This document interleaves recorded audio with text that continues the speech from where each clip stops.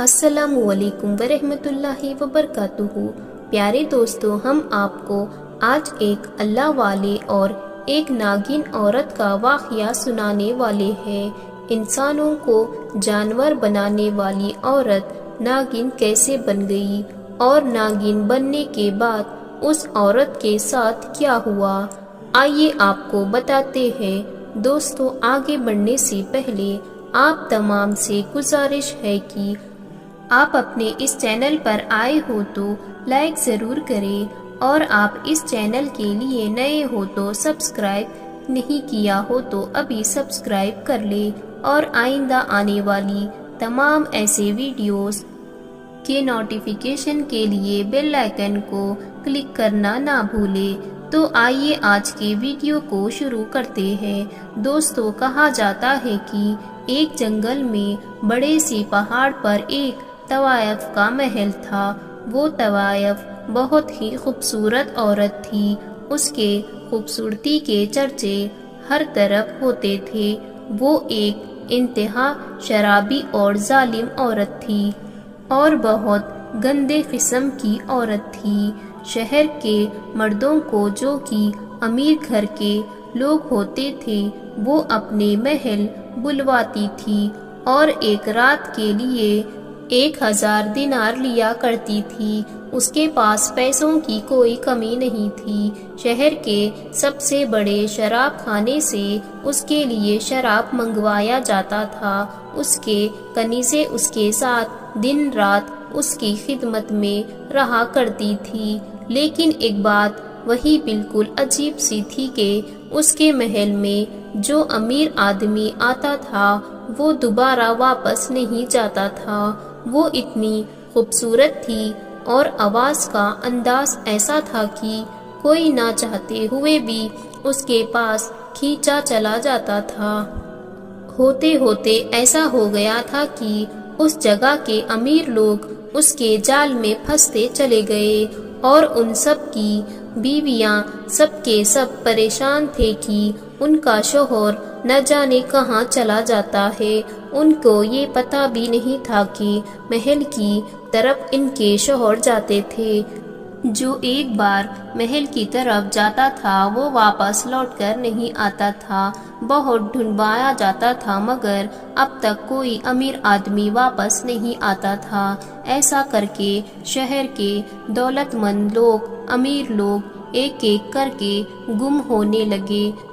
تو ان لوگوں کی بیویوں نے سوچا اب کس کی مدد لی جائے۔ ان میں سے ایک عورت نے کہا، ایک جنگل میں ایک اللہ والے رہتے ہیں، وہ اپنے اعمال میں کتنے مشہور ہے کہ اس کا پتہ چل جاتا ہے کہ گمشدہ چیز کہاں پر ہے۔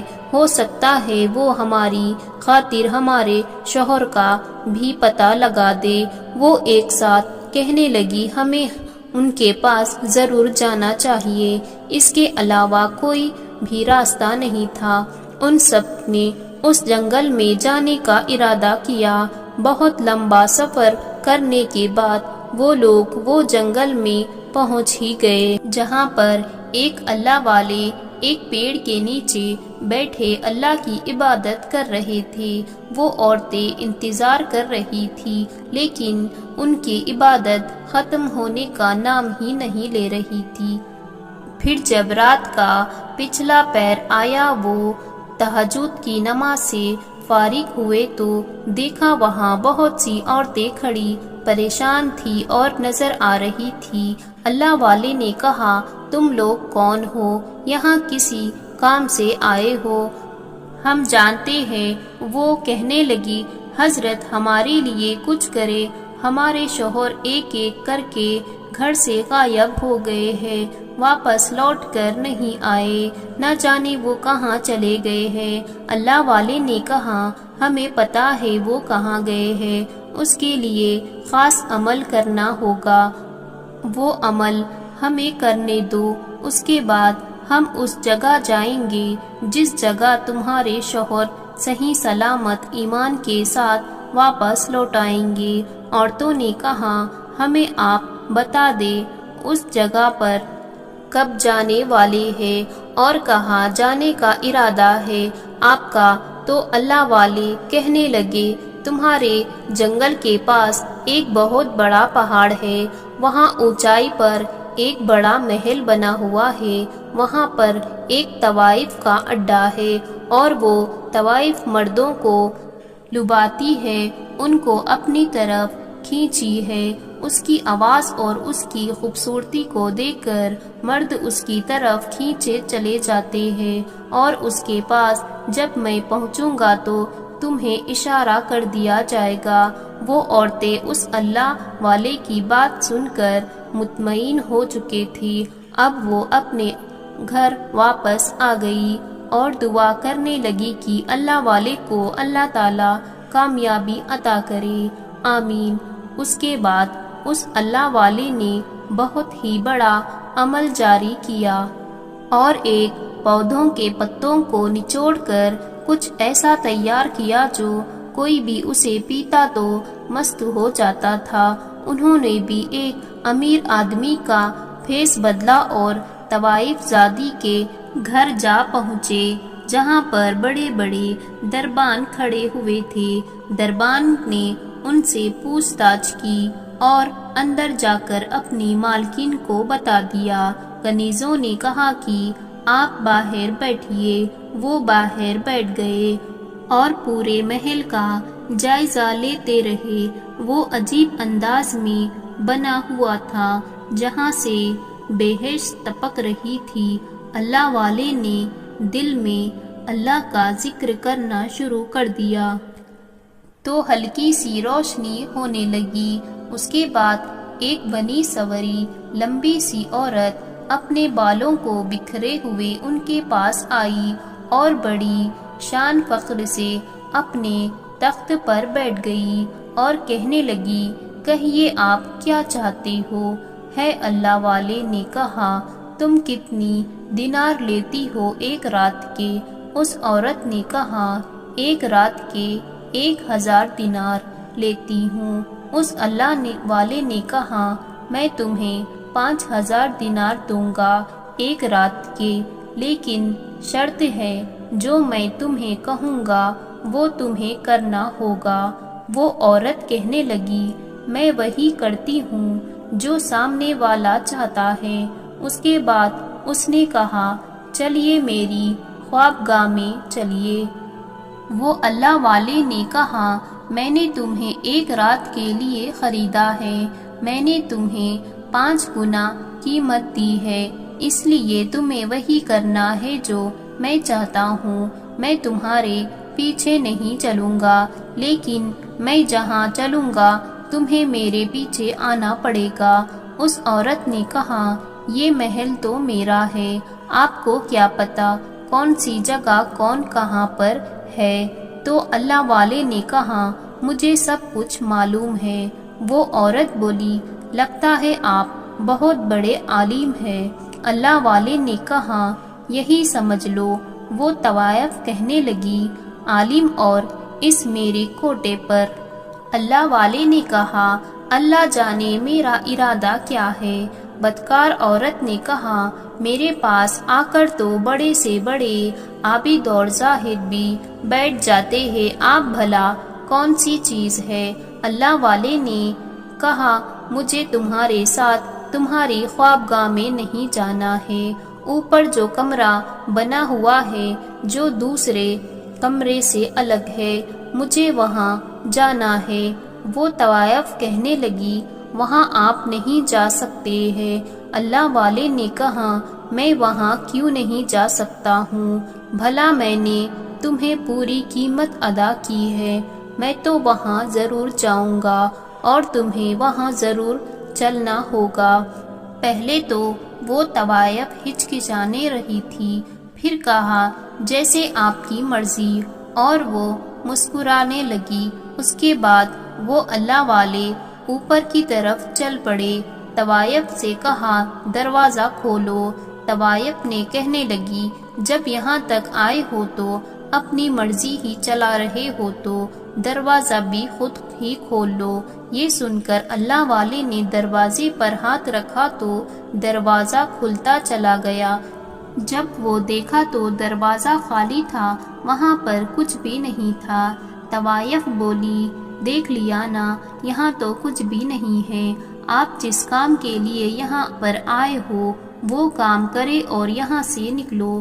اس کے دخل اندازے پر اللہ والے پر جلال آ گیا۔ اللہ والے نے کہا، تمہیں اپنا منہ بند رکھنا پڑے گا۔ اب وہ طوائف نہیں جانتی تھی کہ سچ میں ایک درویش انسان ہے۔ وہ سمجھ رہی تھی جیسے عام آدمی ہوتے ہیں ویسے ہی ہے، اور یہاں آتے ہیں بہک جاتے ہیں۔ اس نے کہا، ارے چھوڑو یہ باتوں کو، میں آپ کو اس جگہ کی مہنگی ترین شراب پلاتی ہوں۔ وہ اللہ والے کہنے لگے، تم شراب مجھے کیا پلاؤ گی؟ میں تمہارے لیے تحفے کے طور پر ایک نایاب چیز لے کر آیا ہوں۔ تم شراب کی بہت شوقین ہو، اس لیے تمہیں میں شراب کی طور پر ایک ایسی چیز پلاؤں گا جس کو تم نے آج تک کبھی نہیں پیا ہوگا۔ اس کے بعد اس نے اپنی کنیزوں کو بلایا اور کہنے لگی، جاؤ ہمارے لیے 2 گلاس لے کر آؤ۔ اللہ والے نے کہا، میں شراب نہیں پیتا۔ طوائف کہنے لگی، اتنے امیر گھر سے ہو اور شراب کو ہاتھ تک نہیں لگاتے، عجیب بات ہے۔ طوائف کے محل آئے ہو، کچھ نہیں پیو گے؟ ایسا نہیں ہو سکتا۔ اللہ والے نے کہا، میں نے تم سے کیا کہا؟ میں نے تمہیں کہا تھا کہ آج کی رات میں تمہیں جو کہوں گا وہ تمہیں کرنا ہوگا۔ اس نے اللہ والے کی بات مان لی اور کنیز کو حکم دیا کہ جاؤ 1 گلاس لے کر آؤ، مجھے شراب کی طلب ہو رہی ہے۔ اس کے بعد اللہ والے نے دل میں اللہ تعالیٰ کا ذکر کرنا شروع کر دیا جو اپنے ساتھ لے کر آئے تھے۔ اس کے گلاس میں وہ چیز ڈال دی اور کہا، پی جاؤ۔ اس نے جام کا پیالہ اٹھایا اور پینا شروع کر دیا۔ وہ ایک ہی گھٹ میں سارا کا سارا پی گئی اور کہا، آج آپ نے میرا دل خوش کر دیا، چلیے چلتے ہیں وہ گناہ کی طرف جہاں دعوت دینے لگی۔ اللہ والے نے کہا، ابھی نہیں، میری نماز کا وقت ہو چکا ہے، میں نماز ادا کر لیتا ہوں۔ طوائف نے کہا، کمال کی بات ہے، ایک تو آپ ایک طوائف کے پاس آتے ہو جس کے پاس اس شہر کے دولت مند لوگ آتے ہیں، اور شراب کو ہاتھ تک نہیں لگاتے ہو، خوابگاہ کی طرف بھی نہیں لے کر جاتے۔ اس کمرے میں آئے ہو اور کہتے ہو مجھے نماز ادا کرنی ہے۔ اللہ والے نے کہا، میں تم سے جو کہہ رہا ہوں مجھے وہ کرنے دو، ورنہ بہت برا ہو سکتا ہے۔ وہ عورت غصے میں آنے لگی اور کہنے لگی، کیا کر لو گے تم؟ اللہ والے نے کہا، ابھی میں کچھ نہیں کہہ سکتا، تم شراب کے نشے میں ہو، فی الحال مجھے نماز پڑھنے دو۔ اس کے بعد انہوں نے نماز پڑھنا شروع کر دی۔ کافی دیر تک وہ نماز پڑھتے ہیں۔ وہ عورت چپ چاپ بیٹھ کر اللہ والے کو دیکھتی رہی۔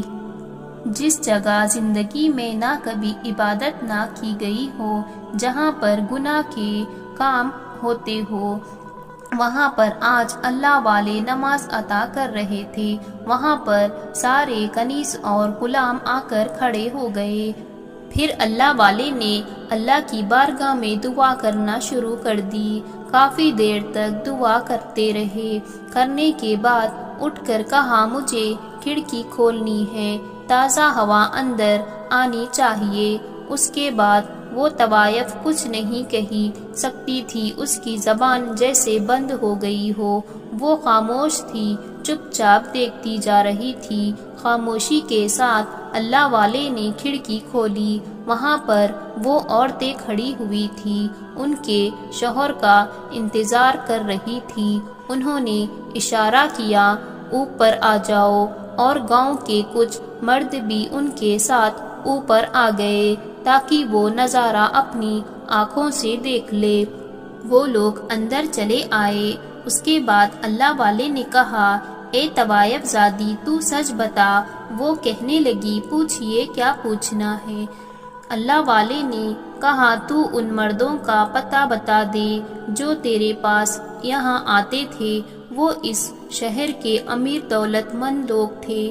یہ جو عورتیں کھڑی ہیں وہ ان سب کی بیویاں ہیں۔ تو اس طوائف نے کہا ہاں وہ ایک رات کا گناہ کرنے میرے پاس آتے تھے، تو کیا فائدہ ان آدمیوں کا پوچھنے کا جو اپنی ان عورتوں کو چھوڑ کر میرے پاس یہاں آیا کرتے تھے۔ اللہ والے نے کہا وہ ان کا اور اللہ تعالیٰ کا معاملہ ہے، اگر انہوں نے گناہ کیا ہو تو ان کو اس کی سزا ضرور ملے گی۔ اس نے کہا سزا ملے یا نہ ملے میں نہیں بتا سکتی کہ وہ کہاں ہے۔ اللہ والے نے کہا اگر تو مجھے بتا دے گی تو بہت فائدے میں ہوگی، تو اس کی سزا تجھے ملے گی۔ وہ طوائف نہیں مانی۔ جب وہ نہیں مانی تو اللہ والے نے کہا مجھے پتا ہے وہ آدمی کہاں ہے، میں تو صرف تجھے بچانا چاہ رہا تھا، لیکن تو سدھرنے کو تیار ہی نہیں ہے۔ اس کے بعد وہ تمام عورتوں کو دیکھا اور کہا تم جانتی ہو تمہارے شوہر کہاں ہیں؟ ہاں بتائیے حضرت ہمارے شوہر کہاں ہیں؟ وہ سب ایک زبان ہو کر کہا۔ اللہ والے نے زور سے اللہ اکبر کہا اور ایک بڑا سا پردہ ہٹا اس کی آواز پر، جو کہ وہاں پہلے کچھ تھا ہی نہیں۔ تم نے اپنی آنکھوں سے دیکھا وہ کمرہ بالکل خالی تھا، لیکن وہاں پر بڑے بڑے شیشے رکھے ہوئے تھے جن کے اندر عجیب سے جانور موجود تھے، اور جانور شیشوں سے باہر آنے کے لیے بے تاب تھے، لیکن وہ باہر نہیں آ پا رہے تھے۔ وہ کہنے لگے اے طوائف زادی تم نے ان جانوروں کو یہاں بند کر کر کیوں رکھا ہے؟ ان کو باہر نکال۔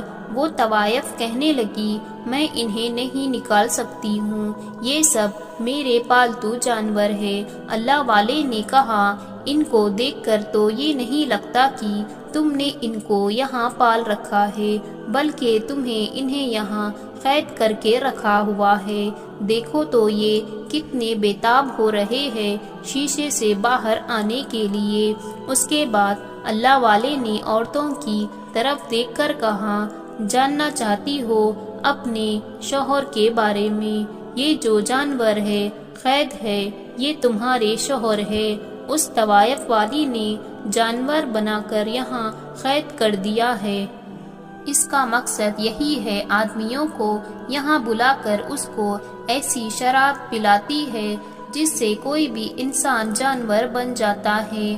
آج مجھے وہی چیز اس طوائف عورت کو پلانی پڑی۔ اس کے بعد وہ طوائف کہنے لگی کیا مطلب میں بھی جانور بن جاؤں گی؟ اللہ والے نے کہا ہاں اگر تم توبہ کر لیتی ہے تو نہیں بنے گی، ورنہ میں کچھ بھی نہیں کر سکتا۔ اس طوائف عورت نے کہا میں کیوں توبہ کروں؟ میرے پاس سب کچھ ہے، میرے پاس کسی چیز کی کوئی کمی نہیں ہے، اور مجھ پر تمہاری پلائی گئی کوئی بھی چیز کا اثر نہیں ہوگا۔ وہ بڑے فخر سے کہہ رہی تھی، لیکن تبھی اس کے جسم میں تبدیلی محسوس ہونے لگی کہ اس کا جسم آہستہ آہستہ بدلنے لگا، جو بہت خوبصورت تھی، حسین جمیل تھی، کالے لمبے بال تھے۔